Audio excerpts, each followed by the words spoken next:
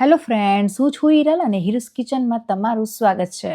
તો આજે હું તમને તરબૂચ કાપવાની બે એકદમ નવી જ અને સહેલી રીત બતાવીશ, જે ખૂબ જ સરસ અને ખૂબ જ સુંદર દેખાશે. અને જ્યારે આપણે તરબૂચ ખાઈએ છીએ ત્યારે જે તરબૂચના બી મોંમાં આવે છે ને, તે પણ બિલકુલ નહીં આવે. તો ચાલો તરબૂચ કાપવાનું શરૂ કરીએ.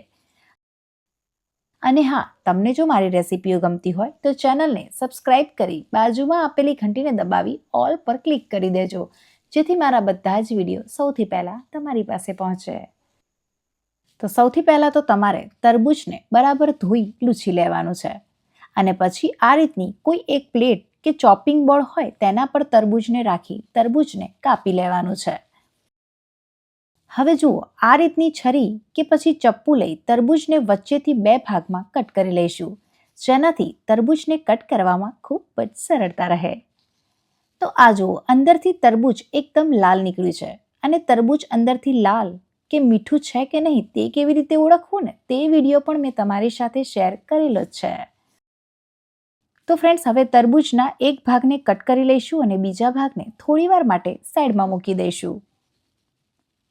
તો સૌથી પહેલાં તો તમારે શું કરવાનું છે કે તરબૂચને ઉપરના ભાગને, એટલે કે જે સફેદ ભાગ છે, તેને આ રીતે કટ કરી લેવાનો છે. હવે તરબૂચને આ રીતે રાખી તરબૂચનો સફેદ ભાગ કાઢી લઈશું.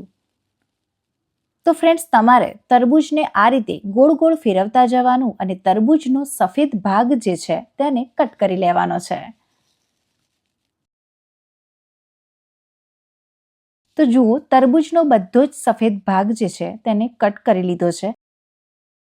અને સફેદ ભાગ કટ કર્યા બાદ આ રીતે થોડો થોડો સફેદ ભાગ રહી જાય ને, તેને પણ તમારે આ રીતે કટ કરી લેવાનો છે.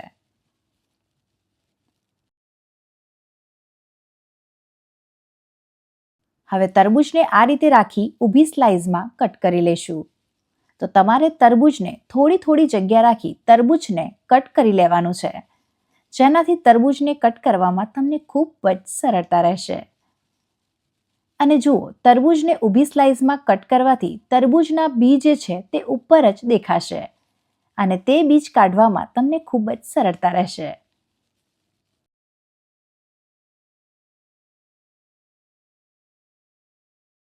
તો ફ્રેન્ડ્સ, તમારે આ રીતની એક ચમચી લઈ લેવાની છે અને તરબૂચના બધા જ બીજને આ રીતે કાઢી લેવાના છે.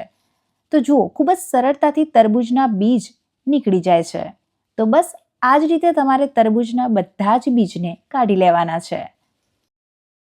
તો આ જુઓ, મેં અહીંયા તરબૂચના બધા જ બીજને કાઢી લીધા છે. હવે તરબૂચને કટ કરી લઈએ.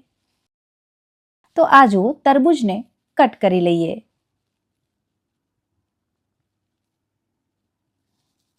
તો તમે તરબૂચને નાના કે મોટા પીસમાં કટ કરી શકો છો, એટલે કે તરબૂચને તમે તમારી ચોઈસ પ્રમાણે કટ કરી શકો છો.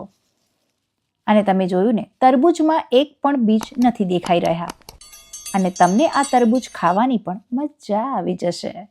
તો છે ને, એકદમ સહેલી રીત. તો તરબૂચને બિલકુલ વેસ્ટ કર્યા વગર તમે ખૂબ જ સરળ રીતે તરબૂચને કટ કરી શકો છો. હવે તરબૂચને કટ કરવાની બીજી રીત પણ હું તમને બતાવી દઉં છું. તો આપણે જે બીજો ભાગ કટ કરીને રાખ્યો હતો ને, તેને પણ કટ કરી લઈશું. હવે આને પણ બે ભાગમાં કટ કરી લઈશું અને તરબૂચને ઊંધું રાખી ઊભી સ્લાઇસમાં કટ કરી લઈશું. તો જુઓ, તરબૂચની એક સ્લાઇસ કટ કરી લીધી છે, તો તમારે આવી 4 સ્લાઇસ કટ થશે. તો તરબૂચને આ રીતે કટ કરશો તો તેના બીજ ઉપર જ દેખાશે. તો હવે આને પણ ચમચીની મદદથી તરબૂચના બીજ કાઢી લઈશું.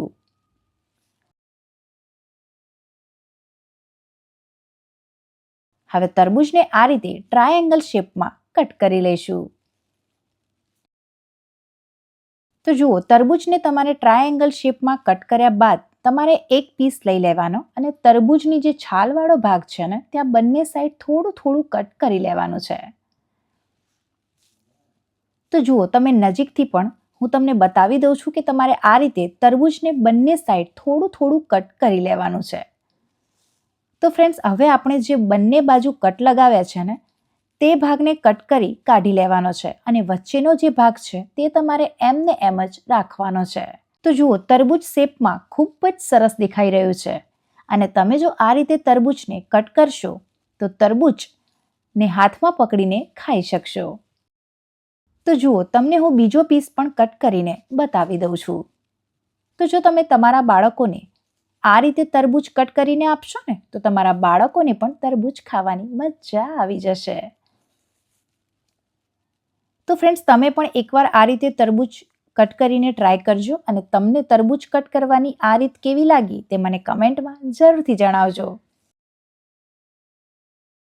અને હા, હજુ સુધી મારી ચેનલને લાઇક, શેર અને સબસ્ક્રાઇબ ના કરી હોય તો સબસ્ક્રાઇબ કરજો અને બાજુમાં આપેલી ઘંટીને દબાવજો, જેથી કરીને મારી નવી રેસીપીની નોટિફિકેશન તમને મળતી રહે. Thank you for watching.